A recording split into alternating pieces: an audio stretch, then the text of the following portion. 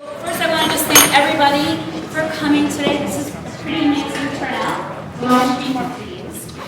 My name is Lara Valdez Pastula. I see a lot of familiar faces, so I think a lot of you probably know me pretty well.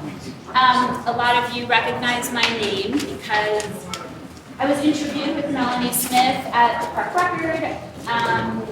KPCW also wrote an article and quoted me on a few things. Sorry, you can't hear? Let's try it. How does this sound to everyone? Is it much better? Okay. So it's not wireless, but better? Okay, thank you for pointing that out. Okay, so, train of thought. So, I am most definitely kind of a person that got this ball rolling, and I'm somewhat proud to say that I'm that person, but getting here was a team effort. There are a lot of people that were involved in finally having a dialogue about welcoming schools, and there's been so many myths out there, and our intention tonight is to answer questions and dispel those myths. Hopefully we will have the time to do that. But I want to introduce, first of all, the other women that are involved here with all of us tonight, who helped get this put together. It's Melanie Smith, and you are? Mom. I have a trailsider in 3rd grade. I have a 6th grader at Ecker this year. I'm also the president of the Park City School District PTO. And this is Kelly Manning. Kelly Manning. I also have kids here in the district, one at Ecker, two at Trailside. I'm also the president of Trailside's PTO, so I'm very invested in what's going on at the school. Okay, I wanted to make sure that they were called out, and Stephanie O'Connor, who was at the welcome table. She's also a mom of 2 children at Trailside. I have 2 children at Trailside as well. Okay, so the first thing I want to do is I want to just set the intention for this evening. This is so important to us. I have had a tremendous amount of support, and I want to thank you. It's been amazing. I haven't had a single negative comment said to me about my email or any of the reports that have been out there, and that makes me feel pretty wonderful. But I did receive several phone calls, texts, emails, just kind of calling for me to call out the people from Stop Welcoming Schools, publicly shame them, that they needed to be called out, and I want everyone here to know that that's not going to happen tonight. Most certainly not going to happen tonight. That's not our goal. Our goal is to have a mature, respectful, kind, open discussion as a community about something that will impact our children in this community. So if somebody is here who's disappointed about that, I'm sorry. You can set up your own meeting another night, and you can do that on your own, but that's not what we're doing here. Okay. So another thing I really wanted to mention is that we really wanted Welcoming Schools to be here tonight. We wanted a representative from Welcoming Schools. And we really wanted our principal, Carolyn Simon, to be here tonight, as well as Jill Gilday, the superintendent of schools. And unfortunately, as you may or may not have heard, there is somewhat of a threat of a legal battle that's about to happen. I don't really know all the details of that, nor do I want to know, but they are not here because they were told not to be here. Okay, so that was really important to us, but we are here representing them. We hope we'll do a good job. We have their blessing. Okay, the last thing I do want to say before I introduce this gentleman is that we do have the president of our school board here. He is going to make a statement sort of where the school district stands at this point on welcoming schools. We are very grateful that he was able to come tonight. Unfortunately, he does need to leave at 5, so he can't be here for the Q&A after. But taking his comments and his statements, process them. If you have questions, we will answer them later. If we can't answer them, we will get them back to Andrew and have him answer them for you later. So let me go ahead and introduce Andrew Kaplan, the president of our school board.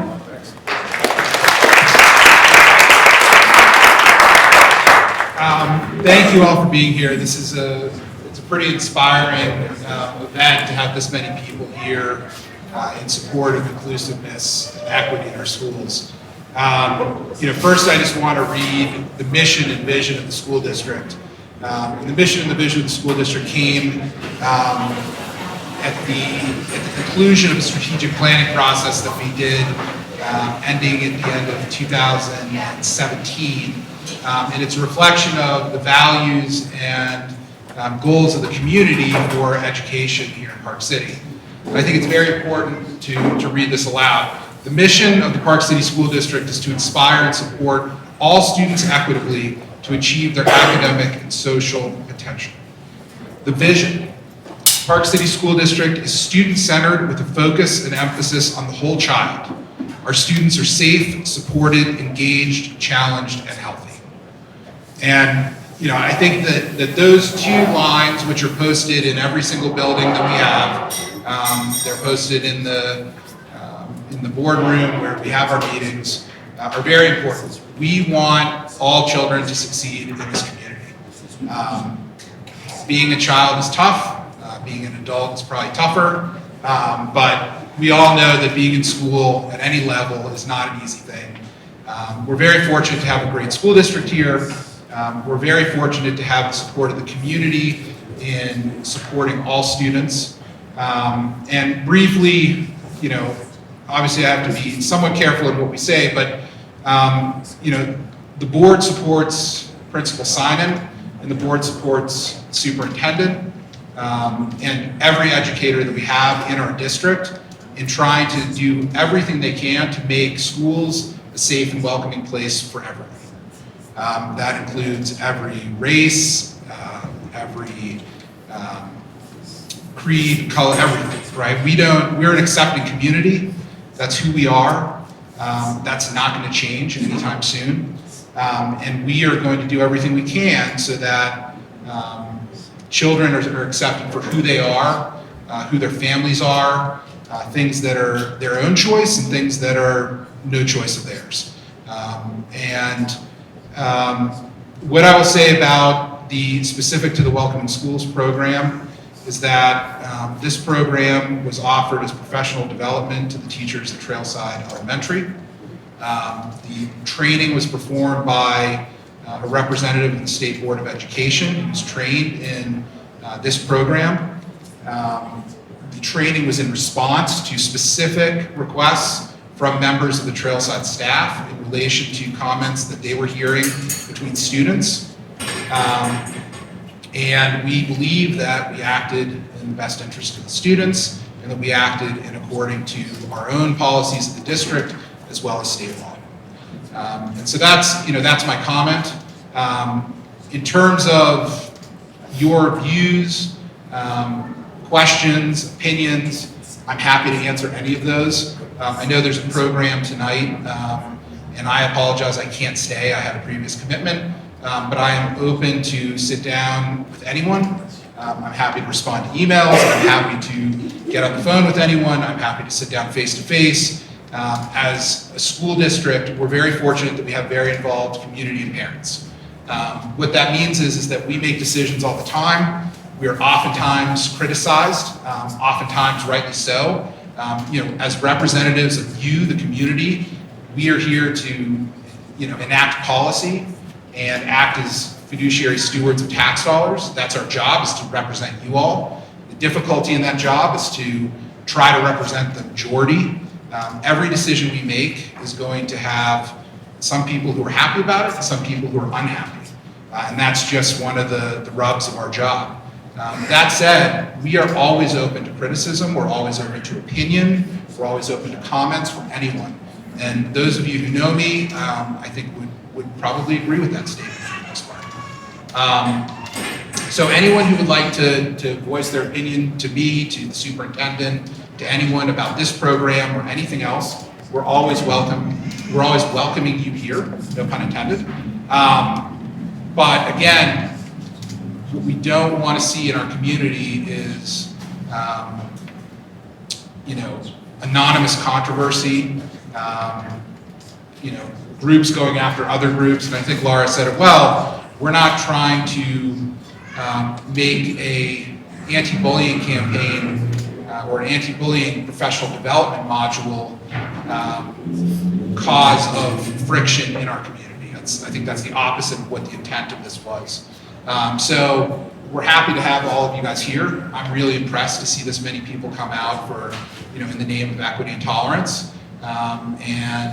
Please reach out to me at any time with any more questions or comments. Thanks.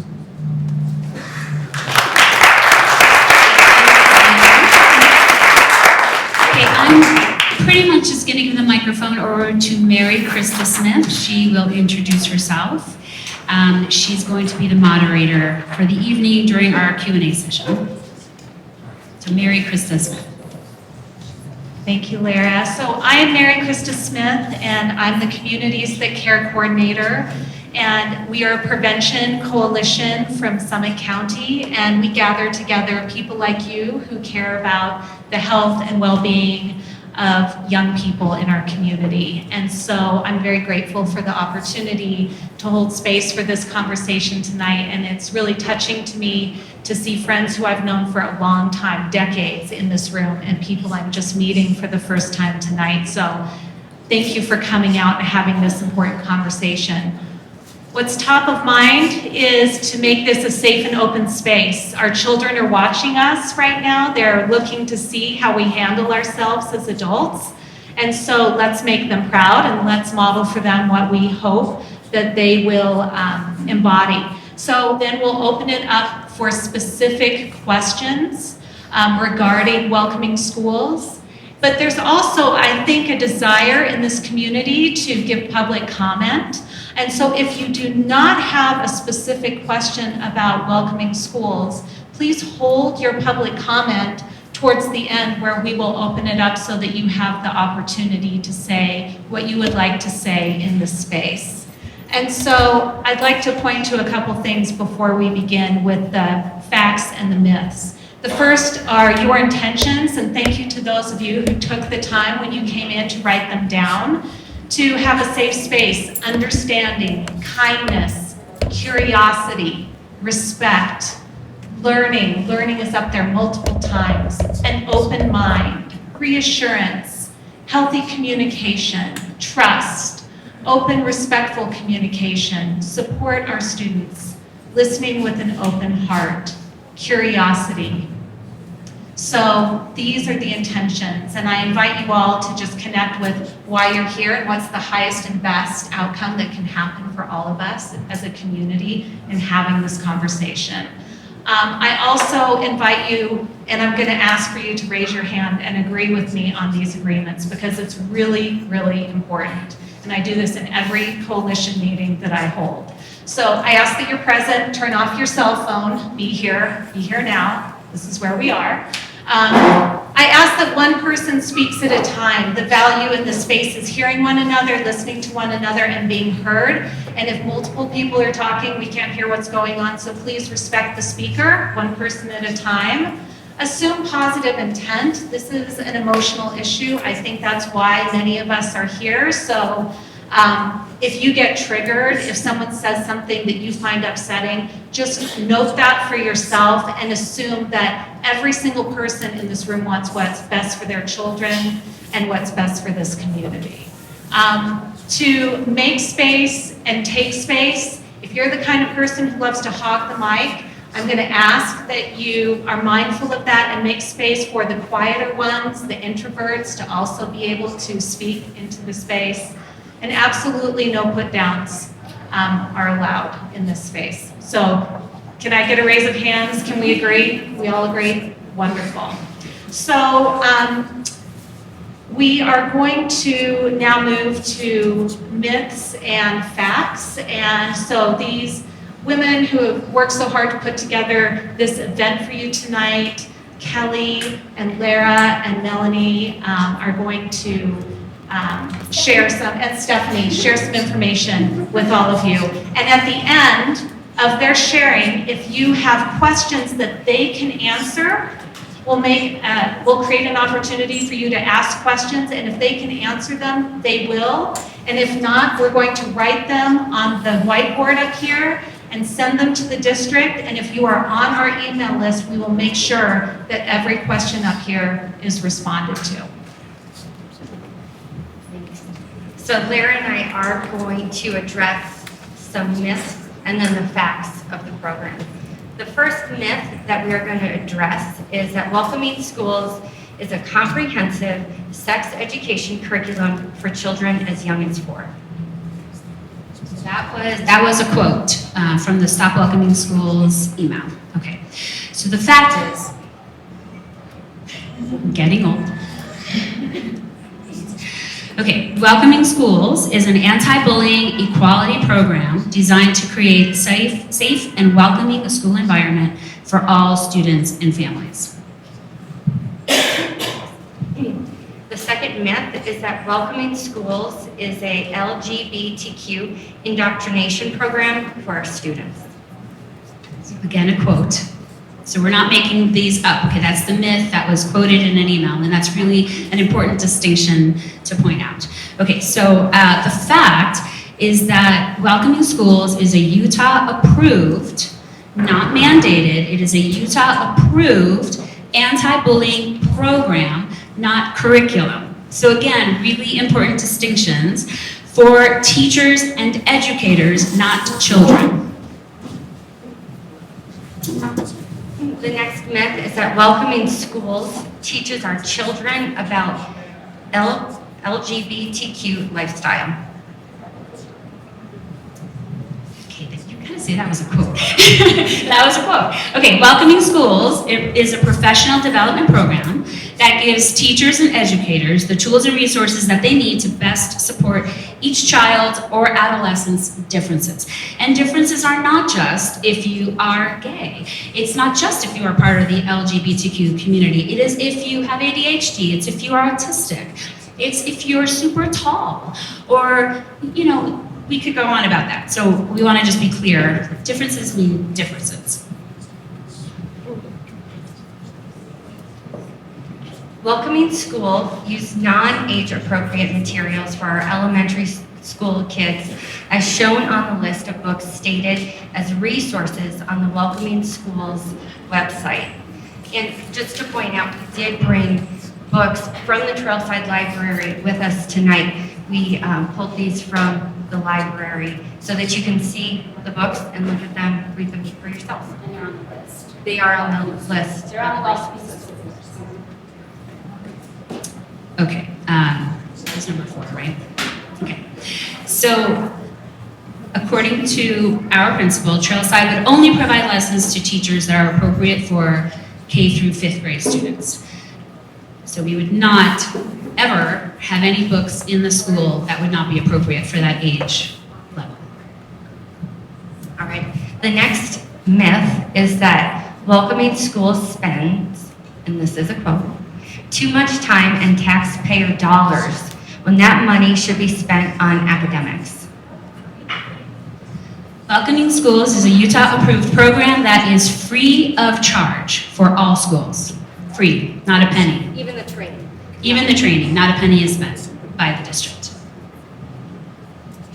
Welcoming Schools program leads to gender confusion. They quote anti-science notion that you can just become a boy if you're a girl and vice versa, simply because you want to.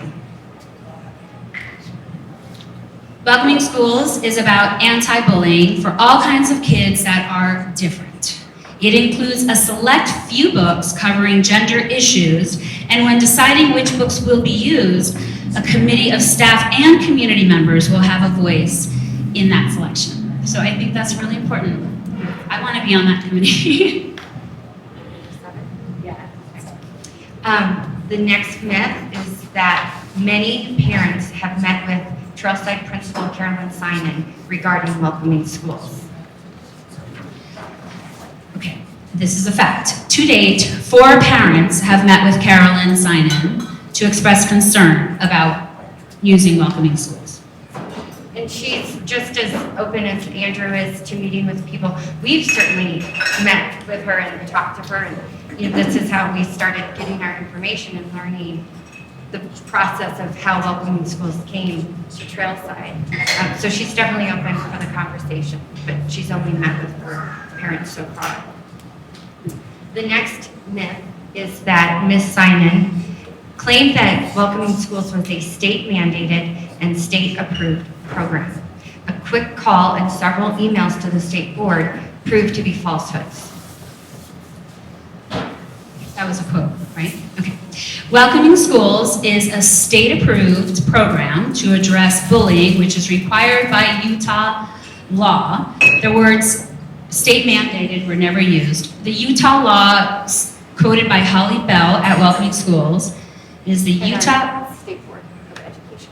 And the State Board of Education. Okay, is the Utah State and Equity and Advocacy Specialist, Section 504, Title 6, Title 9. The next myth is that Principal Simon unilaterally implemented this program. I'm not going to read on this one because I really want to drive this home. This is so important.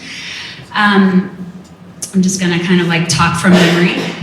So last year in our school at Trailside, there were kids in the 5th grade that were using anti-gay slurs with the kids, with other kids.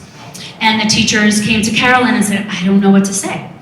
There is a child in our 2nd grade who identifies as a boy. Whether we agree with that or not, it doesn't matter.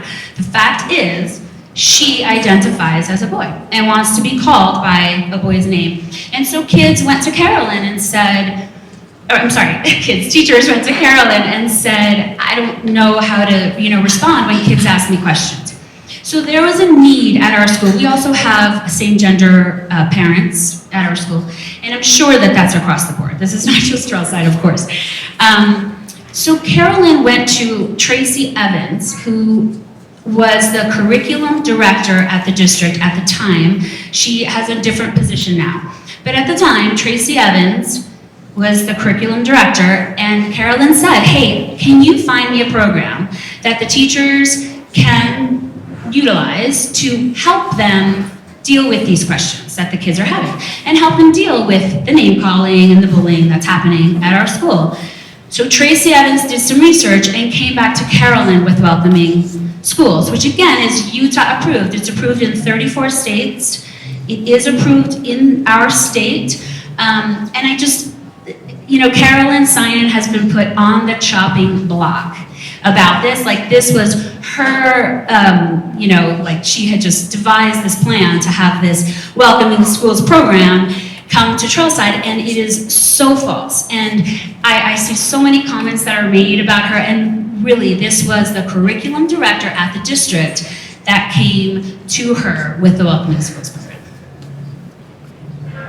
The next myth is that the Catholic Church in Park City is backing this discussion and supporting the Stop Welcoming Schools cause. So all I'm going to say about that is I'm a member of that church. You can go to the website, stmarysparkcity.com, and Father Gray wrote a beautiful statement about where the church stands on Welcoming Schools and where their position is. They have no position, but I encourage you to go to that website and read the letter yourself. And the last thing that we're going to talk about right now is we just wanted to touch on the Pacific Justice Institute. They are in fact funding the Stop Welcoming Schools Utah cease and desist matter. And possible, legal action moving forward. Okay. I have a lot of information, and this is where it could get a little heated because this, to some people, this is going to be a little disturbing. So the Pacific Justice Institute and its president, Brad Dacus, state, according to their website, that they specialize in the defense of religious freedom, parental rights, and other civil liberties.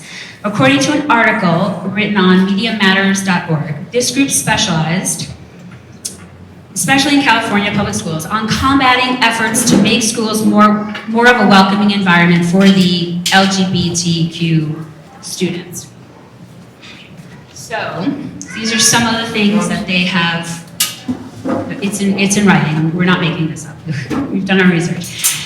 So they were warning that name calling week is secretly a plot to advance overtly pro-homosexual messages. They advocate conversion therapy, and they say that it saves youth from a path of death and destruction. They attacked Harvey Milk Day, saying that it forces children to focus on sexuality for an entire day. They claim increased access to LGBTQ websites increases access to pornography. They falsely stated that a bill requiring LGBTQ history to be taught in school would result in LGBTQ indoctrination. That word was used in some of the Stop Welcoming Schools emails as well. They criticized proposed programs to teach students not to use homophobic language. And lastly, Dacus, the president, has written with his wife a book that is called Strategies to Practically and Legally Evangelize Your School.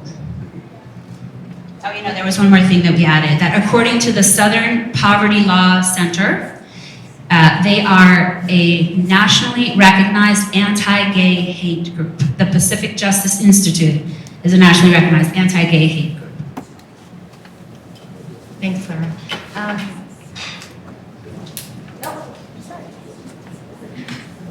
Mary, will you come up? And Mary's my scribe, because I can't do both things at once. So this part of our time together is an opportunity to ask questions about welcoming schools, and if the panelists can answer those questions for you, they will, and if it's something that needs to be addressed directly by the district, by the school board, we will send those questions along, and we're going to capture them up here. And so Rachel is going to, if you would like to ask a question, she's going to try and get the mic to you. It has a cord, so bear with us. Yeah, I want to put it in this card. One more thing, we have a fishbowl. If you would like to submit your question anonymously, then Stephanie up here at the welcome table, she is gathering your questions on index cards. So if you don't want to ask it out loud, you don't have to, but we will capture and answer all of those questions. So make sure we have your email too.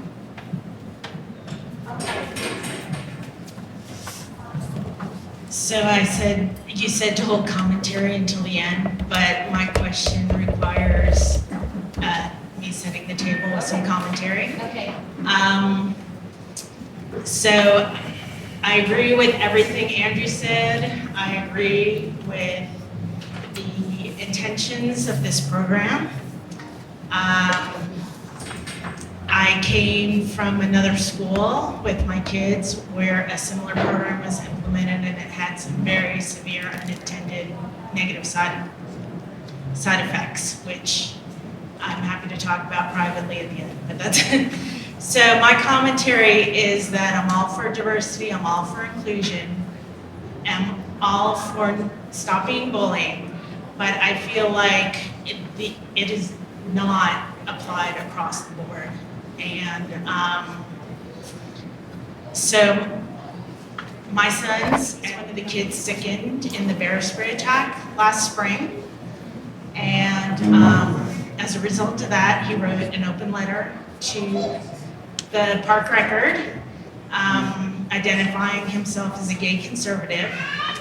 And because of that letter, the floodgates were open, and I would say hundreds of people approached us with stories of bullying.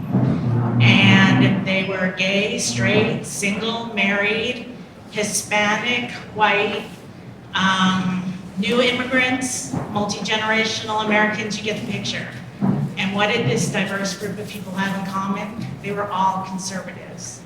And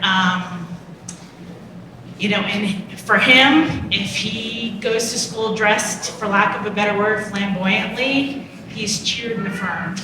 If he wears his Gays for Trump shirt, he is harassed and bullied. And, in defense of the people at the school, the administrators have been very supportive of this and helping us work through it. But what's my point? My point is that directed at high school students who were conservative. 20 kids were sickened, 18 criminal charges were filed, and not one person from the school board or the school district condemned that attack. And, so I hear what you're saying, but I feel there are favored minority groups who are being protected in our community and other groups are not. So here's the question. How can you assure us that everybody can be protected? Because in particular, like every so we want to protect the families with two parents who have the same gender and transgender kids. Nobody in this discussion said anything about protecting freedom of speech or differing political beliefs.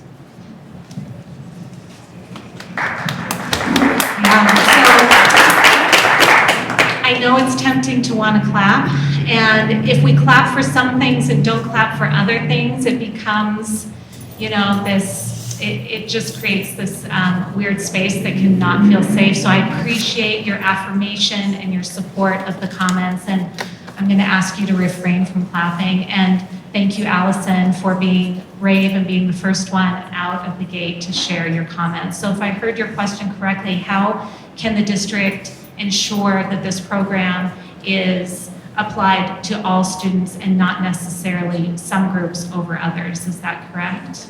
Yeah, thank you for sharing. Did we capture that, Miriam? Okay, thank you. I do want to respond to this.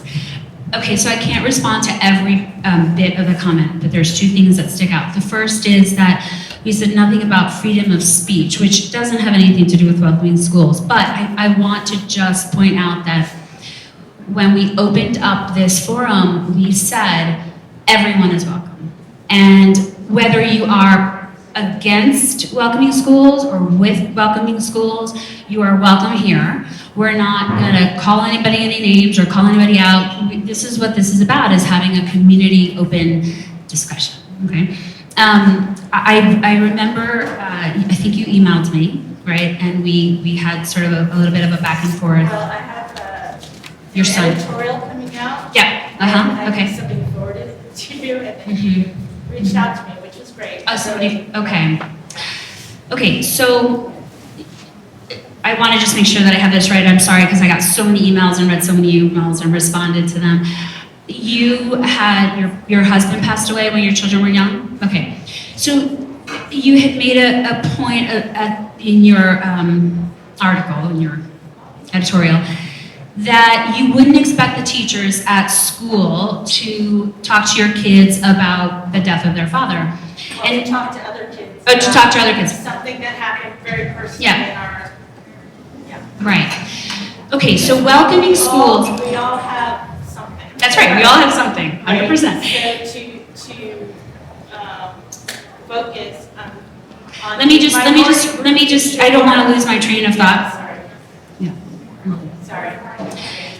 So, welcoming schools is specifically about training teachers on how to handle questions. So, from my perspective, I want my teachers to be trained in any way possible because my children are at school 7 hours a day.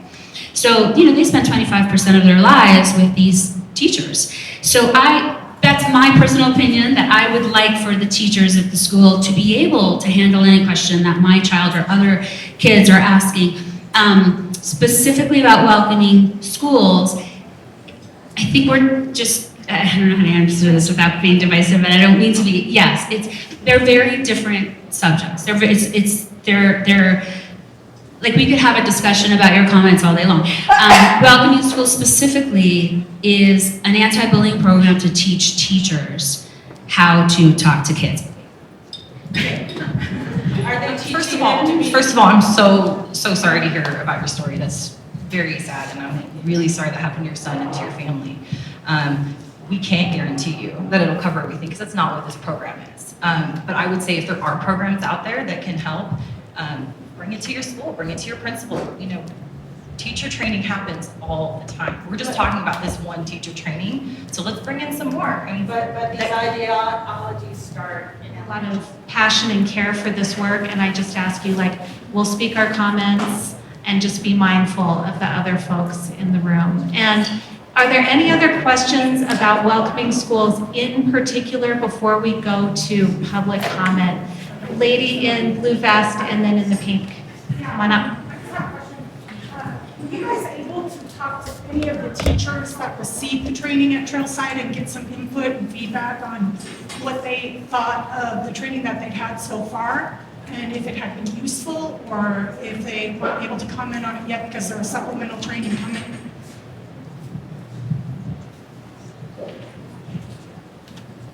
That's a great question. I have not received any feedback from teachers, and you have either. I did speak with one teacher, and, I can't speak specifically because they've been through 1 3-hour module, so this isn't something that they're using in that way yet. It's very much the beginning of the program, but the response from the Trailside teacher community that I heard back from was that they were just very surprised that it got this, as to quote them, blown out of proportion, because it is professional development, and this has now taken on, much more than that, but it's teacher training. Thank you. So we made note of your question up here to find out if there was any feedback from teachers and how it was received. In pink.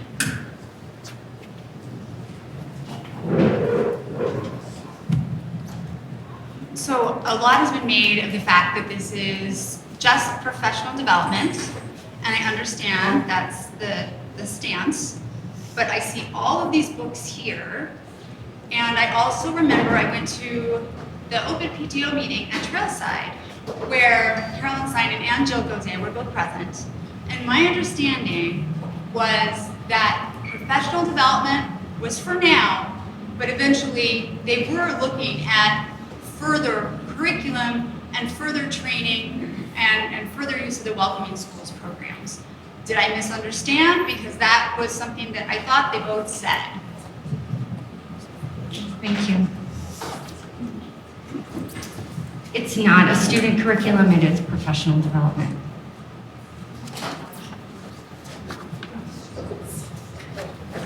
So these books are resources for teachers to, if they need them, to talk to a specific child who comes to them.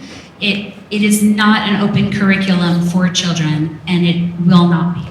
So, yes, you misunderstood. And to add to that, these are books available for children to check out in the library.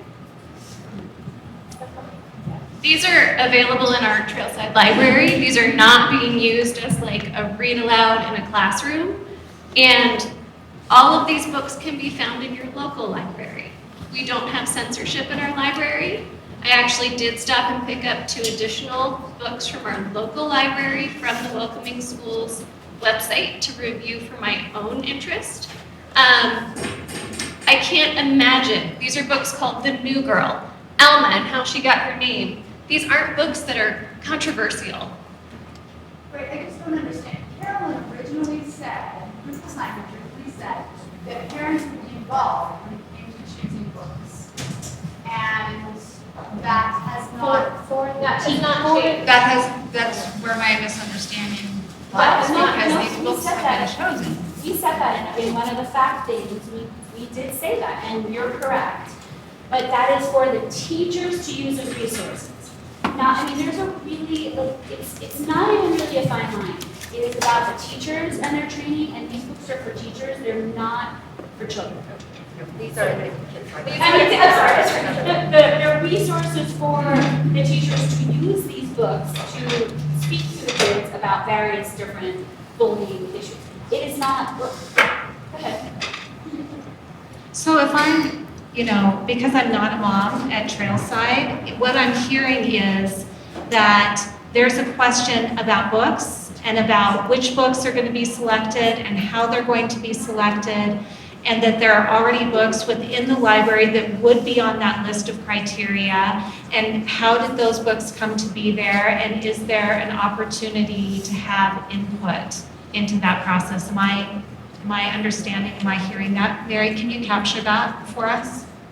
Thank you. Oh yes, there's another question right here. Hi, I'm Jamie.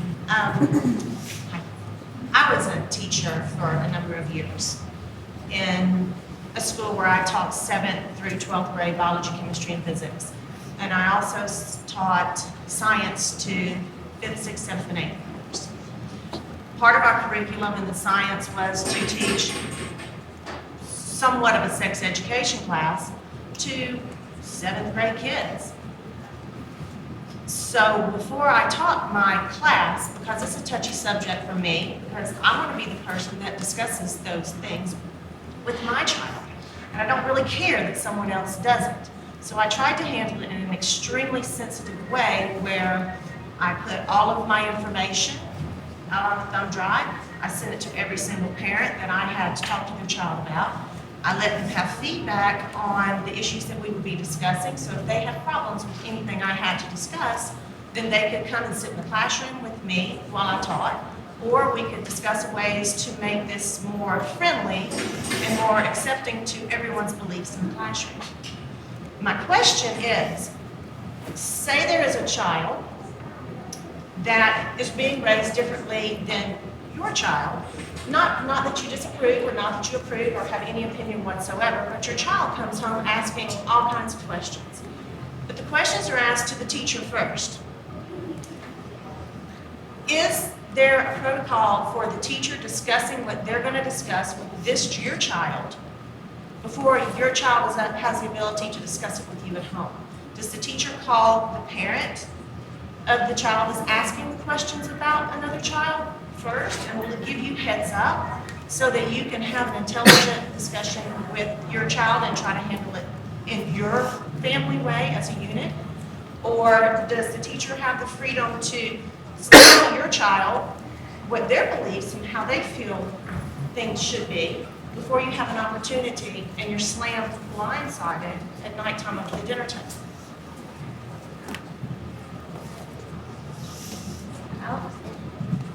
I don't think any of us are qualified to answer that. It would be wonderful to have a school district representative here who could speak to that procedure, but they were not able to attend. But I think we table it and ask for feedback. Yeah, so if I'm hearing you correctly, there's a question about parents' involvement in having the teacher or the staff person come to you and have that conversation with you ahead of time. Know that you're going to heads up that you're Yes. going to have a conversation with my child. So what is the protocol? No, I So before we get into back and forth, we're just going to ask one question at a time. Because Mary, can you share for us how you frame that question? Is there a protocol for the teacher discussing these issues with the student before the parents discuss? Is there a protocol for the teacher discussing these issues with the student before the parents get to discuss? Does that capture your question? I think so. I mean, I understand that situations come up and kids are going to go, well, why does Jamie want to be called John? And then, I mean, I understand those things happen and the teacher has to have a response. And I do believe they should be trained to have a... And that's the exact purpose of this program, is so that the teacher's trained to have a response. And you mentioned you can be blindsided. My kindergartner came home and asked me if I knew what sex was. So we're constantly blindsided as parents because somebody has an older brother or an older sister, and we're constantly blindsided. I have to trust that when I send my child to public school, that teacher is well-trained and knows what she is or he is supposed to say and not supposed to say to our children. Because, as I mentioned earlier, our children are with them 7 hours a day. If you don't trust your teacher to be able to answer hard questions when they come up, you should sit down with your teacher and talk to them. Thank you for your question. We have another one over here. I'm Hillary Jessup. I have 2 grandchildren who are coming, who's already in school. I have been a counselor at Texas A&M, and I've been a counselor from kindergarten through college. I've got 40 years of experience. I have two questions. One, when you decided on this particular program on bullying, is there no other question, is there no other program for this kind of problem? That's one question. My second is, I had, for instance, I was in elementary school, and as a counselor, I went into each of the classes, and we had a thing called Magic Circle. And Magic Circle, you sit around with the elementary kids, and the teacher gives them questions like, what does your mom and dad like about you? And he gets them thinking. And this, to me, would be a much more positive thing than to have this program that you're talking about, I believe. My daughter she wanted to be a boy, and she wore boy bathing suits until she started getting breasts. And that was okay. And I think most people that have children, if you say, where do babies come from? I mean, the next minute they're out playing. So sometimes we're taking this too seriously. Because if you have a question, don't dwell on it. The more you dwell on it, the more they're going to be interested in it. If you say no guns, then the kids are going to want a gun. So that's my thoughts. Thank you. And if we're capturing your question correctly, is there another program available for anti-bullying other than welcoming schools? And perhaps, I'd add my own question is, how are those selected? And having a shared understanding in our community about how those are selected might be helpful for everybody. Can we just address that? Yes.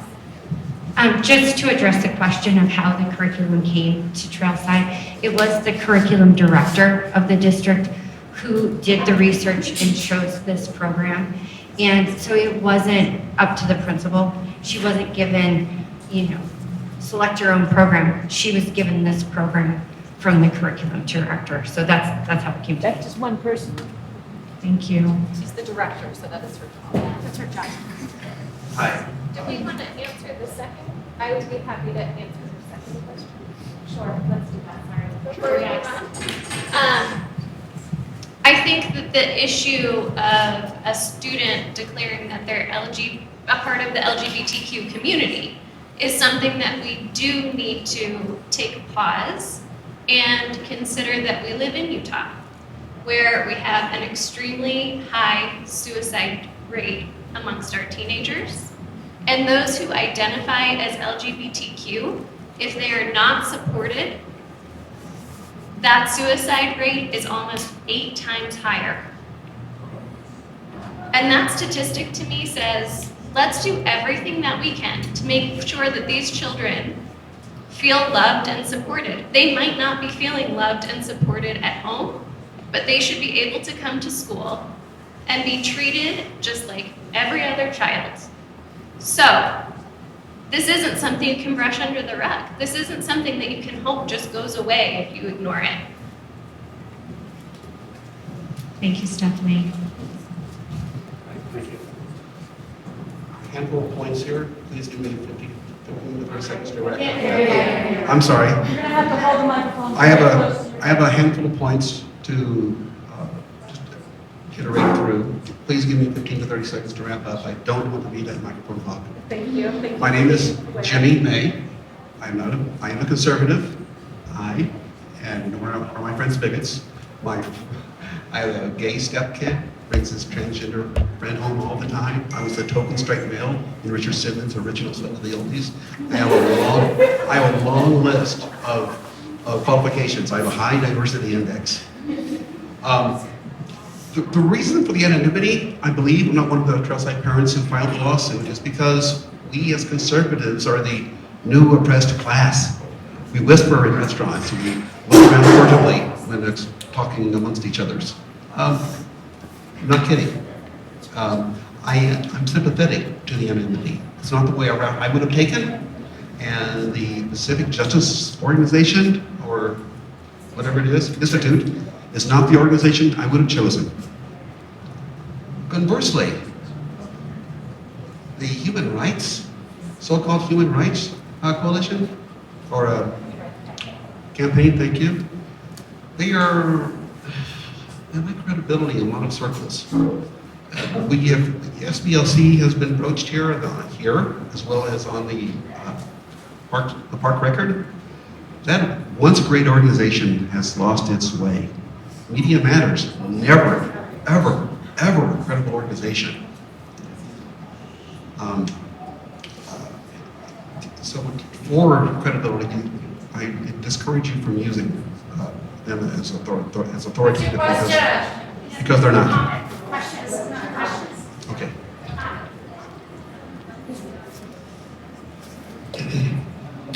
The concerns, thank you. I get it. Thank you for giving me the space.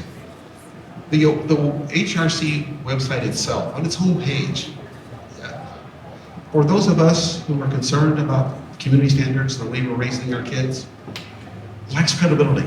Just on its very homepage, it has pinned tweets citing two very liberal tropes. The Welcoming Schools homepage. I get it. We're supposedly, pardon me? They need a better website. Well, I think maybe we need a better program. A program that we can all, a program backed by a group we can all back. Okay, Welcome Schools homepage, LGBTQ is emphasized. The fat, the autistic, the kids with glasses, the fit, the different kids, they're not mentioned there.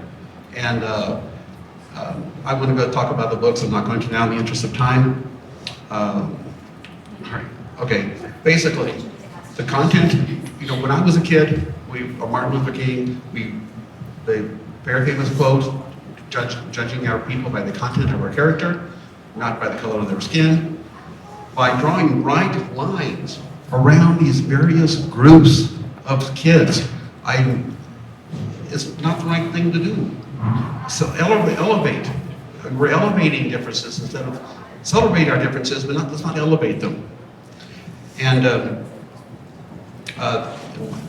yes, deal with bullying as it comes up, but let's stick to the academics. As we'll read in the park record tomorrow, the Park City high schools have fallen a long way academically, and we're counting on the new administration to do a better job. I don't mean to be disrespectful.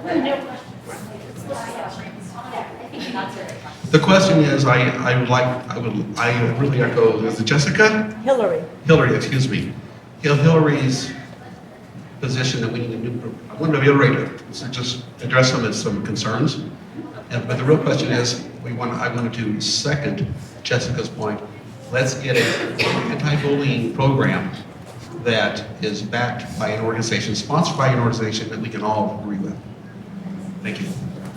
Thank you. Mary, did you capture that? So here's a question. Let's just take a breath. And I'm wondering, are there any more questions specifically to Welcoming Schools, or would you is it time to move to public comment? Okay. So, Michael Spencer, I see you back there. I can be loud, and it's just a question that won't be able to be answered right now, but it's specific, I think, to this. As fortunately or unfortunately, I have experienced bullying on a global scale at the nth degree, so I understand the importance of this. The question, to be completely blunt and short, is how do we as a community, and I don't have children in Trailside, but this is something that I'm very concerned about because I'm also involved with things here locally and in the state. How do we as a community help support this? I think it's very, we're here learning about it, but I want to know what I can do. From my experiences, I've been involved in national campaigns against anti-bullying and everything else, and I've seen it too. We live in a world where here in Park City, we're starting to feel it, but we also can kind of turn our blind eye. When you go to Middle America, you go around this world, there are kids, there are adults being bullied like you've never experienced before, And I've unfortunately witnessed that. That brings tears to my eyes. And I have grown up in this community. I have been here longer than probably everyone in this room. And so I want this community to be the community that I grew up in. I went to elementary school at the Marsac building, so I am very passionate about this, and I want to know that we have the community support to make this community good and not argue about this stuff because this stuff matters. Thank you, Michael. I know it's tempting to clap, no clapping. There's one over here. Yep. Okay, so I specifically have a question about welcoming schools, and I am not going to offer up my opinions. I don't have a child in Trailside or any of the schools. I've been trying to follow along. I've seen comments on Facebook. I've read what's been in the paper. I've listened to the interviews. If I am understanding some things correctly, and I think this, what you did earlier with myth and fact was really helpful. And this, I think, would be helpful. And I know we can't do it all here right now, right? But going forward. So if I'm understanding correctly, this is not necessarily about who is gay, who is straight, right? It's just about differences in general. So part of those differences are that, yes, maybe there's a child who's gay, maybe there's one who's straight, maybe there's someone who identifies as transgender, maybe someone's tall, maybe someone's black. Maybe someone's really annoying. If we take identification of differences out of it, right, and that's where I'm kind of seeing that there is some, ignoring that whole stop welcoming schools email, right? I do feel like there is a higher level discussion that is finally taking hold here, and that I am grateful for. I don't appreciate the anonymity. I don't appreciate name calling from any side. I don't appreciate some of the really hurtful labeling that's been done. And I think that absolutely exacerbates the divide. Okay, now I'm giving my opinion. I said I wouldn't do that. So if I'm understanding correctly, right, this program would be different in each of the schools. The teacher training for elementary school students might be different than teacher training at the high school level. And this is simply because there are themes that I think we could probably all agree, however liberal or conservative we are more appropriate for kids of a certain age. In kindergarten, somebody might show up and say, wow, you're really tall, but not necessarily have an understanding of, again, who is gay, who is straight. So if there are themes and words or terms, right, that are concerning for some parents, they want the freedom to be able to initiate those discussions at home and decide when they broach those topics with their children. I would like to know, as part of this teacher training, is welcoming schools providing certain language and saying, okay, maybe, like there's a book over here that says, The Sissy Duckling. Now, I have no idea what the contents of that book is, okay? But if somewhere in there we've identified that there's a child, right, who's by birth a girl, wants to go by a boy's name in the elementary school, yes? Is there something that we are providing the teachers to say, to not necessarily use LGBTQ, if that is a term concerning to parents who hold certain religious beliefs in this community? Is there a way for a teacher to address, we don't make fun of him, okay, we don't use certain words, but we don't necessarily have to get into some of these more, what certain people consider more adult themes. If there is any way to share the details of the Welcoming Schools program and how that training is different for parents and teachers and everyone of different ages, I think that would be really, really helpful to maybe kind of bring us together around a mutual understanding. Thank you, Angela. Is Welcoming Schools providing specific language for the teachers to use to address and for parents to address differences that we could all agree upon as a community? Age specific. So, yes, I'm going to hand it over to Lyra to respond, and we're going to shift into public comment, yes, you can ask questions, but if you don't have a specific question and you would just like to speak into the space, there are a lot of people who would like to, and I have promised the people at Hugo Coffee that I will not keep them late and that we will end promptly at 5 minutes to 6. So when you have your comment, I'm going to ask you to be concise and tight so that all of us who have something to share can share. So Lara, and then this gentleman all the way back by the gondola has had his hand up. So thank you, Angela, for making that statement. There were lots of things I wanted to address, and like half of them were just poof. But we will most definitely get information from Welcoming Schools that we will share to everyone. There is a sign-in sheet at the welcome table, and hopefully, you'll leave your email. You can take our email, which is letstalkwelcomingschools@gmail.com, and we'll send you any question that you have. I wanted to address the whole reason that we're here tonight is to open up a respectful dialogue. So we're all happy that we're finally here. I would have loved to have someone here from Welcoming Schools or from the school to answer so many of these questions that we can't answer. But again, they just couldn't be here, unfortunately. Okay. Thank you. Yes, Sarah. Okay, Sarah, and then guy by the gondola.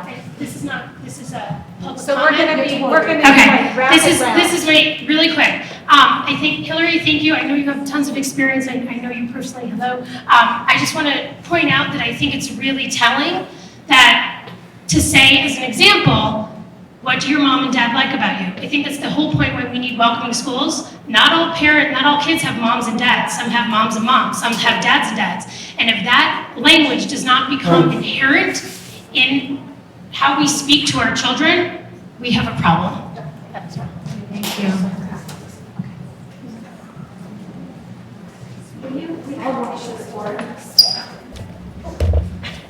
Hey, thanks. So I just had two really quick questions. One is, and I'm making an assumption here, I assume that it's atypical when a school starts a professional development program that we have letters to the editor and people calling each other names in the newspaper and gigantic gatherings at Hugo Coffee.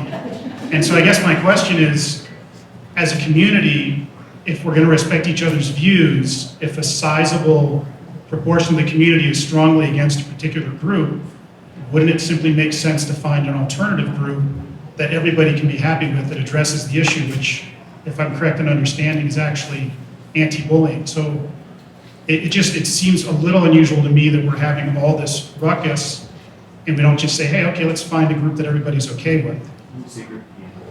Another program, yeah. And I'm obviously not the best informed on any of these issues, but I guess I'm just not sure why we're going through all these fighting. I mean, is Welcoming Schools so incredibly special that no other alternative organization exists? So that's question one. And then question two is, we've been talking a lot about situations where have a lot of emotional content, and certainly, a transgender child that feels like they're bullied, et cetera, et cetera.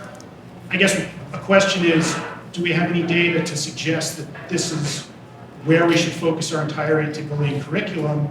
Because my children, for example, have been bullied on social media, every single one of them. And if we're going to do an anti-bullying campaign, and I come from a business background where typically you do an analysis and say, okay, this is where the resources should be focused. So I just wanted to ask if there's any sort of data behind bullying episodes and what the prevalence is for different classes, and that would it make sense to focus on the most bullied areas? Thank you.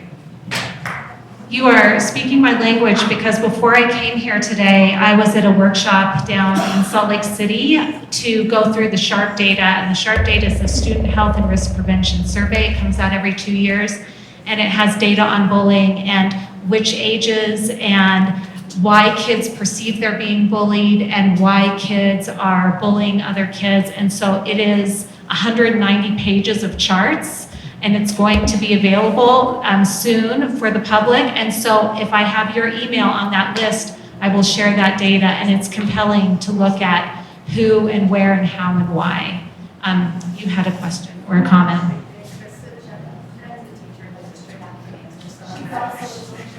Yeah. Hi, my name is Lucy. I teach 5th grade at Jeremy Ranch. I teach the French side of DLI. I wanted to answer a few questions if I can. The first thing is that today I had a training. It was a different training. I met 2 teachers from Trailside and I asked them, I was like, so what's this thing? They were like, I don't know. Like for them, it was just a training, nothing special. They had nothing to tell me. And I tried to make them speak. So the second one is, it's not the first training. I've been doing multiple training for now 3 years. The first one was critically conscious teaching, which is where I learned about all the LGBT, identity things. The other one was social justice.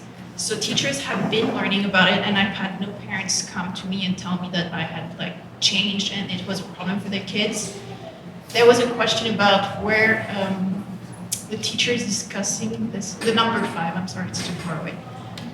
But the woman, and I'm sorry, I don't remember your name, but you said something about the teacher beliefs. We never share beliefs. Like that's where it stops. It's yeah, but you said when do teachers know if they have to share their beliefs? Like we share facts. It never comes to. It was maybe something different. I'm sorry, I don't remember exactly. I've been raising my hand for quite a bit. But it's just like we don't share beliefs. That's where it stops. We just share the facts, and I don't think like LGBT is not a belief. I don't believe it's good, it's bad, whatever. It's there. And the other thing is, as a teacher, I don't teach numbers. I don't teach students. I teach different individuals, and it has what I say has to speak to them. So if a kid is in a situation, whatever it is, like maybe just one parent, no parents, adopted, different color. I'm sorry if that's not the right word. 2 moms, 2 dads, whatever, it has to connect with them. If their story is never in my mouth, never in the books I read, never in anything I present, never in a video, a song, anything, it doesn't speak to them. So for me to teach the academics, the curriculum, I have to create a space where sometimes they're like, oh, it's my story you're saying. And the story is not for everyone. Not everyone is just white, 2 parents, dad and mom, coming from here, not being like, they have fears, they have something behind them that we need to touch as teacher. And I just would say that this whole thing for me is to open up communication, like talking about things, exposing kids. We're not teaching them anything, we're just like exposing them. And it makes them responsible and able, I hope, like the future children, the one we're teaching now, the one that are in elementary school and exposed to welcoming schools, won't act in high school like what happened to your kid. Just because we talk, that's how we do things, and we're different. And it's just, I'm sorry, like I'm getting emotional. Like our kids deserve it. I've had like the LGBT Alliance in high school. Like kids came to talk to me, and there was someone who said that they wanted to kill themselves in 3rd grade. I have kids. Like if my kid ever feels like he needs to kill himself when he's in 3rd grade, when he's not even 10, just because he thinks he's different, like that's not right. It's just, and we don't need to to understand what they're going through. We don't need to understand or agree. We just need to accept them. And please accept the kids. Like they deserve it. Thank you. Jen Bramson. Thanks, Jen Bramson. I teach preschool at Poland Elementary, and I'm just going to kind of build on what you said. I agree 100%. It's not my job to teach right or wrong. It's my job to represent the families in my classroom. And the fact is, they are all different kinds. I have straight families, gay families. I have parents that are in jail. I have parents that have been deported. And my mother's a marriage and family therapist, and she said to me once, she said, if you don't address these issues, it becomes like a secret, and these people become other. And it's easy to bully people that are other than ourselves. And by ignoring it, it just makes it a bigger problem. And to go back to the initial question about what else is being done, there are lots of programs, whether or not they are working efficiently on addressing other manners of bullying. Your children get life skills in elementary school every week with the school counselor, where we discuss how to work through problems, how to talk about differences with each other in polite, kind ways, how to get control of your emotions. But this is a bigger conversation about the differences that make up our community. It doesn't make us different, but we have to discuss it and acknowledge that we have these differences in our community. On a slightly different note, I am the parent of 2 gay children, and I want to say my transgender son came out to his 8th grade teacher before us. And if any of you know my family, they would say, "You're so liberal." I get people to say all the time, they're so lucky to have you. But the truth is, my son didn't feel comfortable coming to me first. He trusted a teacher, and I'm thrilled for that person.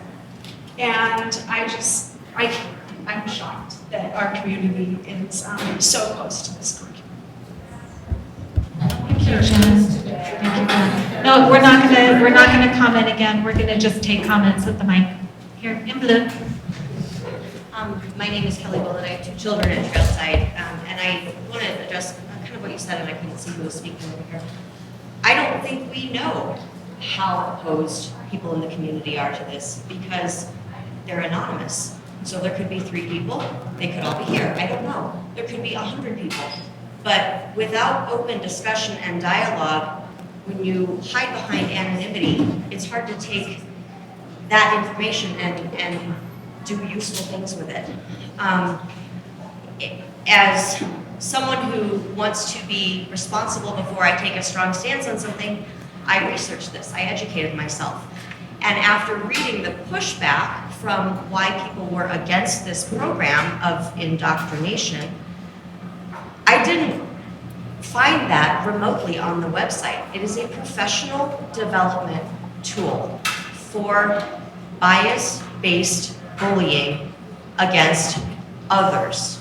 On 2 levels, our family qualifies as another. We are an adopted family. I have Black children. I don't know if you've looked around, but there are a lot of Black kids in any of the schools. My kids, every day that they wake up and get out of bed, deal with being a very conspicuous other.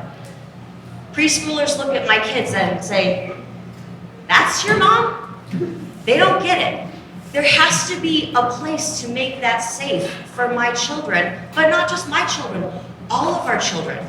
As compassionate human beings, we have to not say the other is wrong and you should fear it and they are different and therefore bad.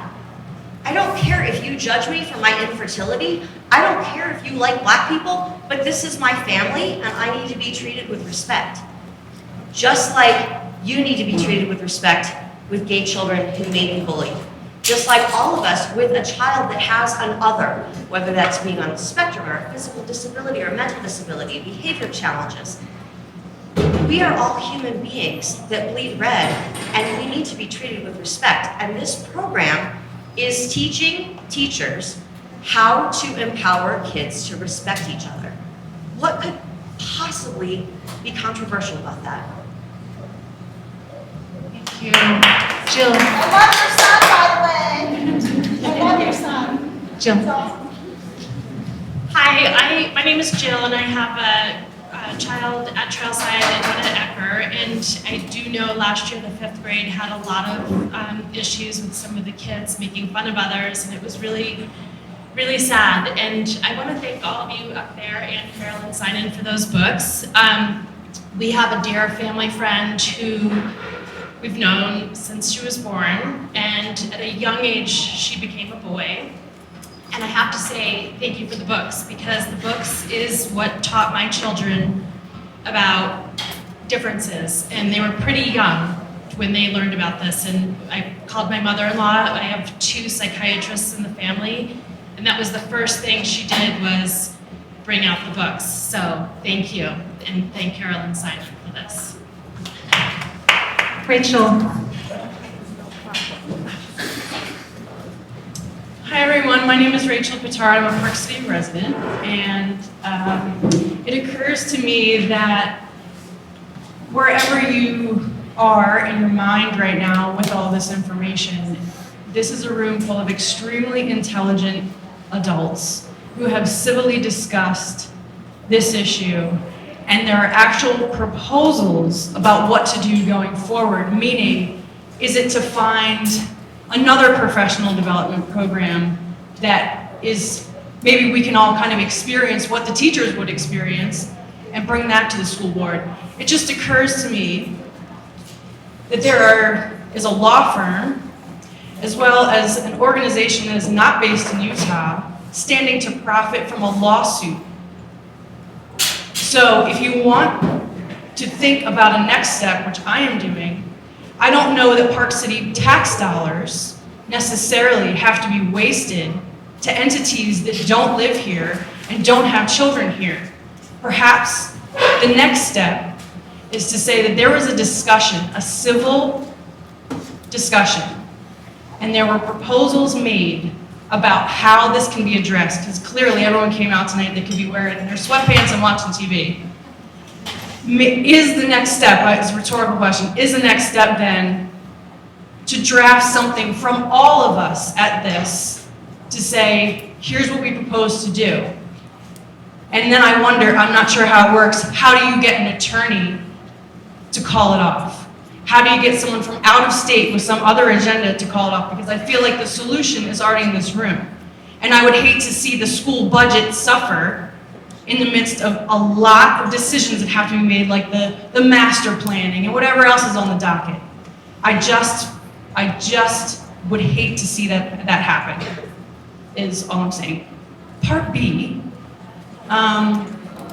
if you like, my door is open to you for the next half hour after we wrap this up. I am gay, I am different, I have been bullied in my life, but not because of my queerness, because I've been vocal. That's what makes me the other, really. You are welcome to approach me and sit down at a table and grab a cup of coffee and ask the lesbian, I'm telling you, you have that opportunity today. If it matters, you know, and I'll turn it back to you. So in the interest of time and to be really respectful of Hugo's for having us here, I'm going to turn it back over to Lara to close for us. But as someone who's lived in this community for 28 years, I'm just so proud of us. I'm just so darn proud of us for coming out tonight and having this conversation. I think our children would be proud. This is what it's going to take for us to move forward, next steps as a community. And my heart is touched that you have all come and been respectful and loving and caring and open and vulnerable in your sharing tonight. Lara, can I share one quick statistic? We need to be out of here in like 3 minutes. 30 seconds. You can share it. Allison, I promise you we will be open to do this afterwards. So, you know, we can go outside or whatever afterwards. Thank you everybody for coming. I can't even tell you how proud we feel of our community for just being able to have an open discussion finally after all these weeks of name calling and the anonymity. We do want to continue the discussion and we want to get all these questions answered. There is the gentleman in the back with the gray shirt. You had said something about welcoming schools, and there is another parent, and I can't really speak to it that intelligently at the moment because she just showed me it, but the Utah state requires that an anti-bullying program like welcoming schools is implemented in the schools. We'll find out if there's another one that could be chosen. Yep. But again, yeah. But again, it was brought to the principal by the district. Okay. No one So has presented an alternative. it was yes. You what? No one has presented. No one has presented an alternative to that particular program. Anyway, if you have any other questions, please feel free to email us at letstalkwelcomingschools@gmail.com. There is also a letter that Stephanie put together in support of welcoming schools that we would just like to share with the principal and the superintendent of the schools. We'd love for you to sign this. But it also has contact info. Yeah, there's contact info on there as well. To get in touch, just email, Facebook, wherever. I'm going to come over here. Thank you so much, everybody. Have a wonderful evening, and we will be in touch.